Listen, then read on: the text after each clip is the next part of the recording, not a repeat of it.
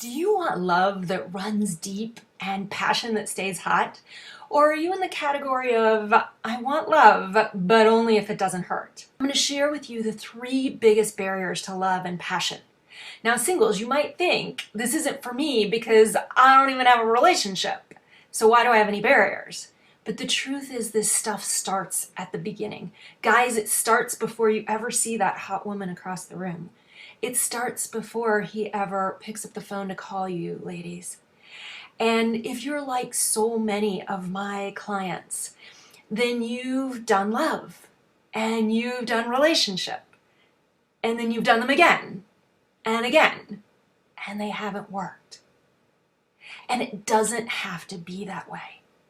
That's why I'm so passionate about helping men and women truly know what it takes, how to find, how to keep, how to ignite that love and have it last. So before we dive into the video, I wanted to share something personal with you. I know what it's like to have passion fizzle, to have love that fades. At one point in my life, I married Prince Charming. I could tell you all about him, but trust me, he was Prince Charming. And then we were divorced 4 years later. And then I started dating and having relationship after relationship. And I kept going, what's up with all the guys? Why are they insensitive? Why are they sexually repressed? Why do they change and they stop doing all the nice things? And then I started to realize that I was the common denominator. I actually was creating so many of the problems in my relationship. But the cool part was when I realized that, I had the power to change it. And so this is what's possible. I had the power to change it. I changed it. And you can too. So at the end of the video, I'll be back to give you a quick summary and a juicy teaser about what's up in our next video. So happy watching. I'll see you in a few. A man who's trying to make a woman happy actually loses out on who he is. So guys, do you like to make women happy? Sure. Yeah, most guys are motivated to see a smile on their woman's face, even if it's somebody they're taking out for the first time. Where we get into trouble is when we do that at the expense of ourselves. And this theme's going to come up multiple times this morning. In this case, the way we're going to explore these 3 areas this morning is we're going to start with what's the biggest barrier. And then we're going to go into what's the key to take down or remove that barrier. So the first barrier we're talking about is Mr. Nice Guy and Mrs. Nice Girl, and they get into a relationship. What do you think it's like? Boring. That's a really good word. There's not a lot of spark. There's not a lot of chemistry. But we get a lot of conditioning, you know, like the gentleman that said, I don't ever want to be like those guys that don't care about a woman. Or the new age sensitive guy piece, where I'm supposed to be more sensitive and I'm supposed to be more caring. And yes, just not at the expense of you. The good girl, the good boy, do it right, make sure, you know, she's taken care of. What are some of the reasons that you actually try to be the nice girl or the nice guy? Or go along with something? Let's actually ask the question a different way. I like this better. What are the reasons that you go along with something that you aren't really into? Like the guy who's up there and he's like, thumbs up, I love going shopping. What are the reasons? Acceptance. What else? Compromise. What? Keep the person around. To keep the person around. This is a big one. What else? To not hurt people. What else? To get something you want. Yeah. Maybe you're afraid that you can't have what you really want, so you... Yep. Can't have what you really want, so you settle almost for that. Yeah. Another one that I see really common is you don't want to get upset. You don't want them to get upset. You don't want them to be mad at you. You want to avoid a conflict. Who knows that one? Okay, those are all reasons. And what are all underneath? What are you trying to do in every one of those situations? get along, keep the connection. Right. What's actually happening? Breaking it. You're actually breaking the connection because you're not really in the connection. You weren't authentic. So in that, two things have happened. You've disconnected from you, like you didn't tell the truth, you didn't own what was true for you, and they thought something was true that wasn't actually true. We've done a disservice. And so we're trying to keep it together, but what we're actually doing is creating this big gap of separation where we don't know each other. And then for a while in relationship, we can get by with this. It's like if there's a big rug on the living room floor, we can stick stuff under it for a while. I don't want to deal with that upset, and I don't want her to know that, and oh, if she knows that about me, and we stick it all under the rug, right? It starts to get really lumpy, and then it grows, and right in the middle of that rug, the pile of stuff keeps getting bigger and bigger and bigger. And one of you standing on this side of the pile, and one of you standing on this side, and nah, I'm not interested in sex tonight. And are we really still in love? What happened to that? But you can't feel each other anymore because there's a wall between you. And there's actually, if I could figure out how to do the visual, there's a wall between you and yourself too. All of that is happening. And so the invitation is there's I don't have a copy of it here, but the 8 secrets to lasting love and passion start with put yourself first. And here's a quote: the number one destroyer of relationships. So there was an article that one of actually the people that did my 90-day, one of the women that did my 90-day program sent me this article earlier this year, and it was from a 30-year marriage therapist. And she was writing about what she'd witnessed over the 30 years. And the number one destroyer of relationships she found was self-abandonment. Exactly what we're talking about here. Because when we self-abandon, we set ourselves aside, we don't tell the truth, we pretend something's okay that's not okay. What eventually shows up? Anger and resentment. Exactly. So this is the breeding ground of resentment. It's the breeding ground of the little nit anger that happens in relationship. And if you want happy, you've got to work through this. Make sense? Okay, so a couple more quotes around this. The first one is, the real key, so I say you got to work through it, but the end result is be real, be you, be authentic. Authentic is sexy. We don't fall in love with the image of you. We fall in love with you. Even when you're a stranger in the room, because you were real. What's it like to be with somebody that's really real? It's pretty yummy, isn't it? So what if Steve Maraboli's quote, being unapologetically you? What if you were still loved being unapologetically you? Would that be good? Yeah, like that's what to be loved for. I'm being me. That's freedom. There's another great quote from Marilyn Monroe. I'm selfish, impatient, and a little insecure. I make mistakes. I'm out of control and at times hard to handle.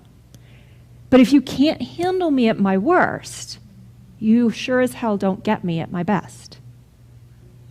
Pretty cool? Okay, so when I heard that, a friend of mine told me on New Year's Eve that quote a few years ago.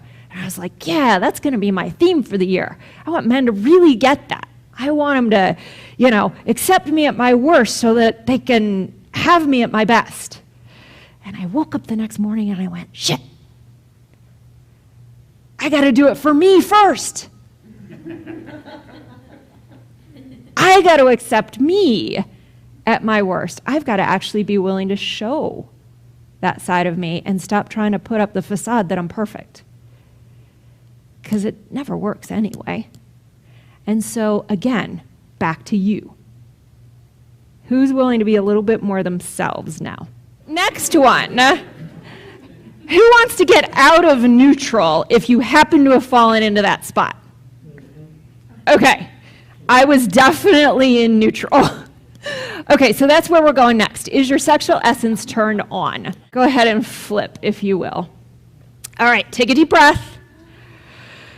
We're going to talk about the barrier of equality and independence. And I can hear you saying, well, wait, I thought we were supposed to be independent in a relationship, that was really good. It is. And if you're only independent, how much partnership can you have? Not so much. When we get in a long-term relationship, most of us want a partner, right? Who wants a partner? Okay, so this is where we've got to get interdependent. Yes, I can be totally independent, and I'm going to choose to relate. But that's risky. And yet, without it, we can't have that connection. The other thing is the idea of equality. So who remembers, or at least has heard of, Leave It to Beaver and the Beaver Cleavers from the 50s? Okay, yes. That's not the relationship I'm going to talk about here. This is not what we're talking about. This was where she was this because that's what she was supposed to be, and he was this because that was what he was supposed to be. It was a defined role, no matter how you felt, no matter what you believed, that was where you got put. That was the life you lived. And so no authenticity in that. And yet, what we ended up doing in the women's movement was a big piece of this, was moving out into more of an equal relationship.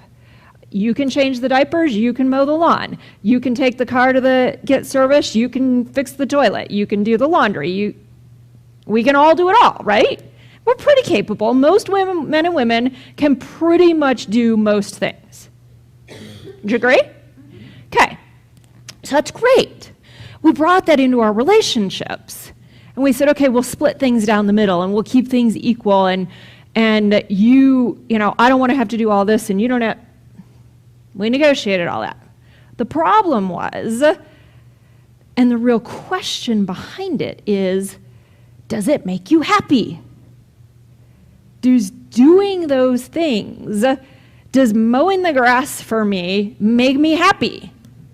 No. Does taking my car to the service station make me happy? No. It doesn't. It actually makes me quite unhappy. I don't like it. I'm uncomfortable. Now, could I do some spiritual development and get over my issues around going to the car place? Sure, I could. And I actually enjoy cooking. I enjoy some of those more traditional feminine roles. Now, I'm not saying what's true for anybody else, but I'm saying the invitation is to look at what makes you happy, what inspires you to give, and what would you like to receive. Oh my God, when Mark takes care of my car, I'm really happy. He wins because he wants to make me happy, and I win because I'm happy. And he wins because I'm happy. This is good, right? We set each other up to win. And he loves when I happen to make a really nice meal. He really enjoys that. And I like giving that. So this is the point here, is to start looking at what are the gifts that you want to give, that you're filled by giving. When we get into sacred sexuality conversations and tantric living, selfish generosity. I give what I enjoy giving. How cool would that be? Get rid of obligation and demand? And that because they're receiving, I'm actually receiving because I get so much pleasure out of their pleasure. This is where, when we let go of what should be and we come back to what's the truth. I love to be taken out. There was an article in the New York Times Online last year called, close to this title, I might not have it completely right, but Do Equal Marriages Have Less Sex? What do you think the answer was? Yes. Yes. And what they found was that in relationships where there was a more traditional division of partnership,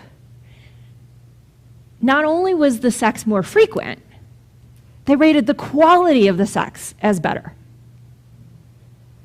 So if you've lived a journey, and we had to, relationships had to go from the 50s Beaver Cleaver setup to finding an equality. And now what's happening is coming back to what's authentic. And this is, again, I will say it over and over again, the invitation for you individually and you in a relationship that you either attract and build or are rebuilding or enhancing is to find the truth, to find what's authentic.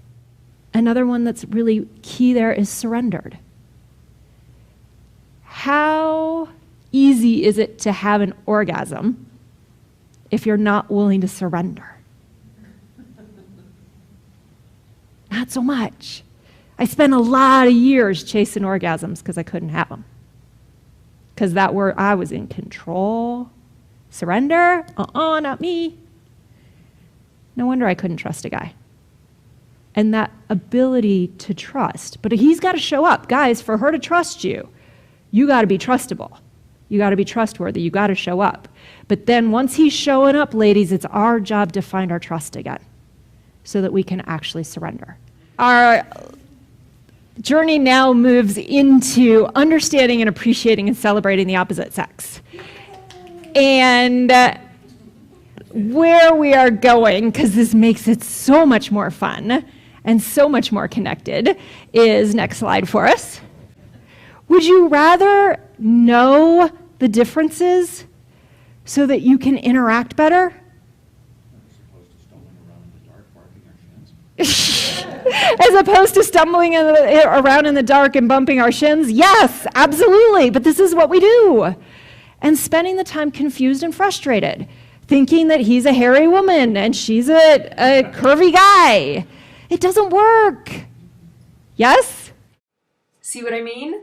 We put up our own barriers to love, and it doesn't have to be that way. So let's summarize and make sure you know exactly what they are and how to take them down. First barrier. Mr. Nice Guy and Mrs. Nice Girl. They do not have a hot and happy relationship. There's no spark. And so the key here is to be you. You are the most attractive. You is sexy. Be authentic, be real. Real is sexy. You, real. Yes, you are sexy. Okay, barrier number 2, equality and independence. Those two things put you in the friend and roommate zone. They are what makes passion and love fizzle. And the key is to take down that barrier. You've got to turn on your sexual essence. You've got to figure out, am I predominantly masculine, predominantly feminine? And then live that energy every day, especially with the opposite sex. And then there's the third barrier, the false expectations. And those false expectations are because men and women are different. We're absolutely different, and the key is to recognize, learn those differences, and then start to celebrate them. I guarantee you that what most frustrates you about her probably also totally turns you on if you're willing to look.